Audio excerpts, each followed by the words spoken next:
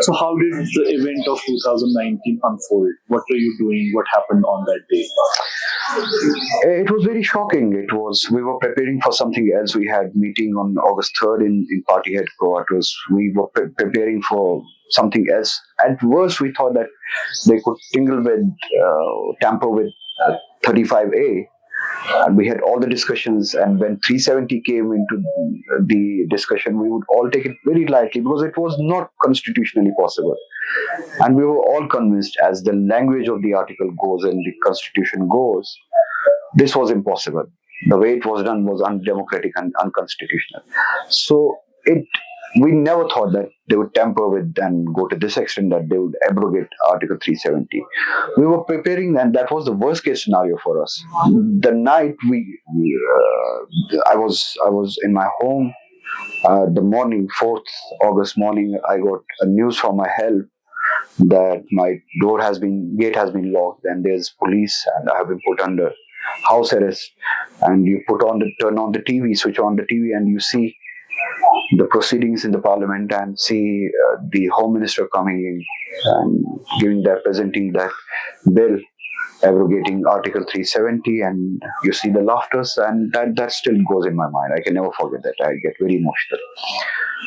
While we were being stripped of our dignity and constitutional rights, and how they were celebrating, and those evil laughters in the parliament was my first impression, and that I will never forget. And I would want to give a response to that one day with all my nation with me.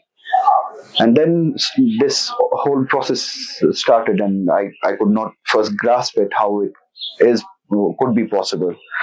Then it continued, the trauma continued, and I was house arrest for 9 months, more than 9 months. But my personal experience is not important. The experience that we felt as a society is important. But how you and me felt as a society, how we were all stripped, imprisoned, intimidated at the same time, divided, our status degraded, turned into second-class citizen, is a memory which I can never erase from my mind, and I can never forget. And that is at the same time a driving force for me to strike back, politically, democratically, very rightfully, to strike back. Do you firmly believe that Article 370 could be restored? And how, when you say we will start the struggle? If I didn't believe, I wouldn't be espousing for the cause. I have complete faith in God. I have complete faith that our cause is right. When these two things coincide, so there's all the reasons to be faithful that things will return. And on the practical side, I see post-Modi, I see an India where the states like South India, states like Northeast India, states like West Bengal will espouse for stronger states, a stronger federal structure. This will be the after effect of this regime that I can foresee.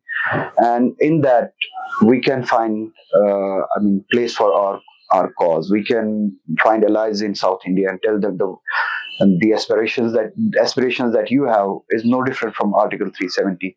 So I see post-Modi and India, where there's a stronger federal structure, and in that federal structure, every state will want to have some greater autonomy for their states, and in that, to make people understand what Article 370 is, shouldn't be difficult.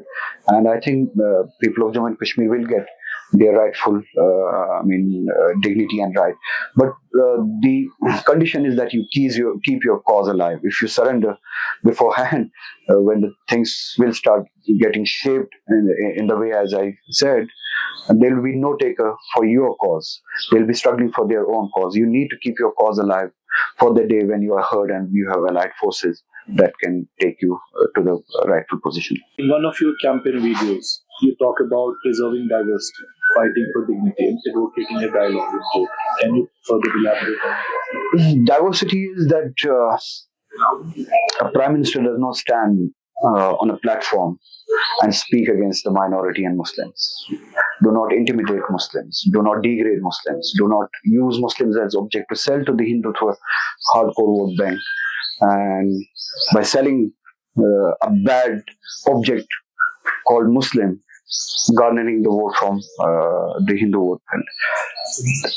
Diversity means the ruling regime does not come out with slogans saying that if we get 400 plus seats in parliament, we'll turn Muslims into second-class citizens.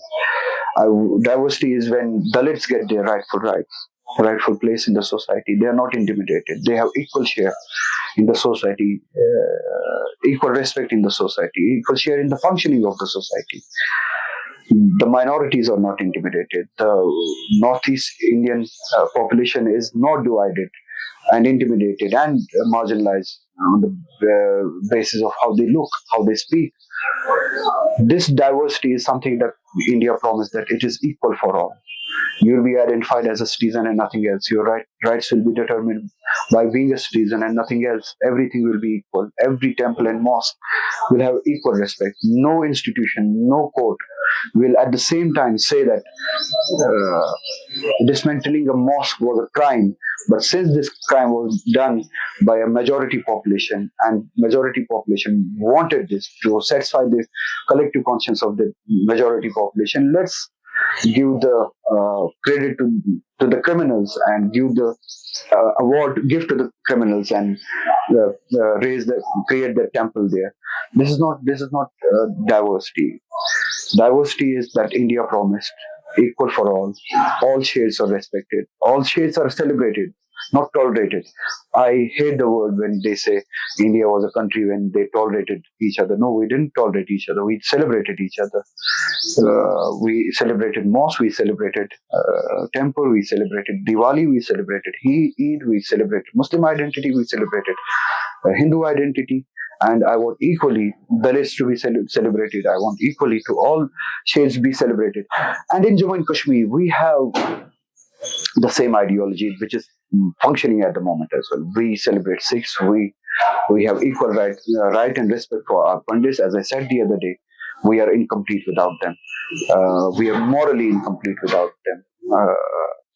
This Kashmir is only complete when the minorities, Sikhs and Pandits in particular, are back and equal masters of this land. So that diversity from India to the state of Jammu and Kashmir needs to be restored, and which India promised, and that's what I mean by that. How do you plan to bring back Pandits? This regime has, shut every door and opportunity and vitiated atmosphere in which we could have planned the return of Pandits. Instead of making ways, they made the atmosphere worse by making propaganda films, by using the media, the so-called media, propagate against Kashmiri Muslims and present a false image. But we need to stand back.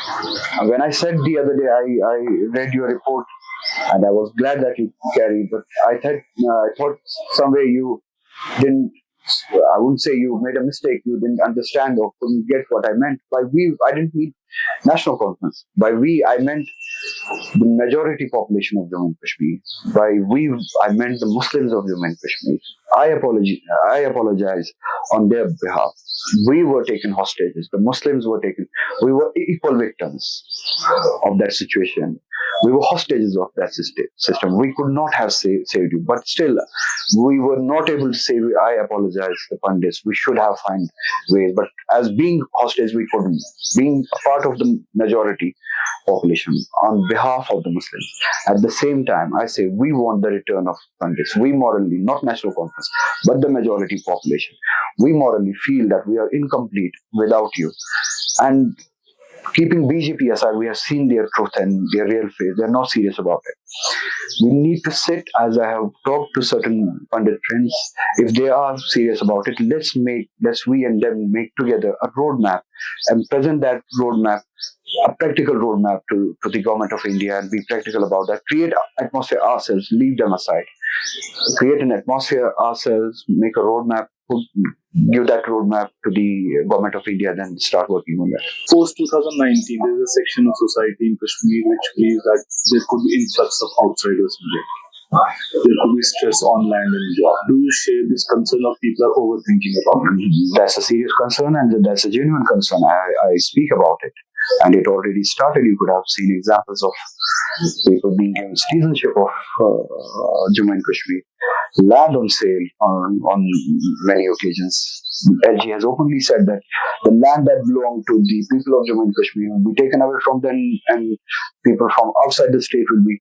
So this is institutionally done and said. So it's serious, and that's the demographic change that we are scared of, that we do not want to happen, and that's the demographic change that, while we acceded to the Union of India, asked the Union of India should not happen. And they gave us a guarantee that this demographic change will not happen. And that demographic change is not based on religion. Any Pandit, any Kashmiri Muslim, Sikh, both from Ladakh, shares the same opinion. It's not based on religion, it's based on being the citizen of Jammu and Kashmir.